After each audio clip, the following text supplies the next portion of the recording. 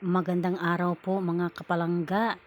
Ayan, nandito tayo ngayon sa palengke ng Carmona. Magpapabunlis tayo ng bangus. Yan, nandito tayo sa pwesto ni Kuya Kevin. Mayroon siyang pwesto dito sa palengke ng Carmona. Ayan, panoorin natin siya kung paano siya magbunlis ng bangus. Ayan. Nakita nyo ba yan? Oh, ang bilis, di ba? Yan. Pag tayo ang gumawa niyan, parang ang hirap. Pero pag yung sila, dahil sanay na sila sa pagbubunlis ng bangus, parang easy na lang sa kanila. Ayan, nakita nyo ba yan? Kung gaano siya kabilis. Ayan. Pag minamagic na lang niya, Yan, Yan. O sa kabila naman. Ayan. Alam na alam nila kung saan yung tinik ng bangus. Kasi doon lang talaga nila kukunin, doon lang talaga nila gagalawin kung saan.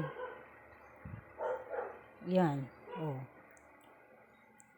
May mga nasasama din na kunting laman, pero hindi naman kabawasan yun. Kasi pag kakain ka na may tinik, talagang mahirap pag natinik ka. Ayan, mas maganda yung ipabunlis natin. Bilis niya, Parang minamagic na lang. Yan, hinihipo niya kasi kung may nasasalat pa sa kamay niya na tinik, yun, babalikan niya. Yun, tapos na yung isa. 3 bangus po ang ating binabunlis. Yan. Diyan na siya sa pangatlong bangus na po yan, yung kanyang binubunlis. Yan, tingnan nyo. Ang bilis. Oh. Pinapaikot-ikot lang, maya tapos na. Yan, ang bilis.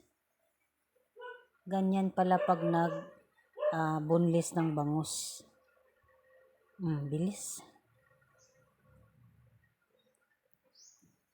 Ang bilis ng kamay niya, Thank you, Kuya Kevin, ha? Good luck sa iyong negosyo.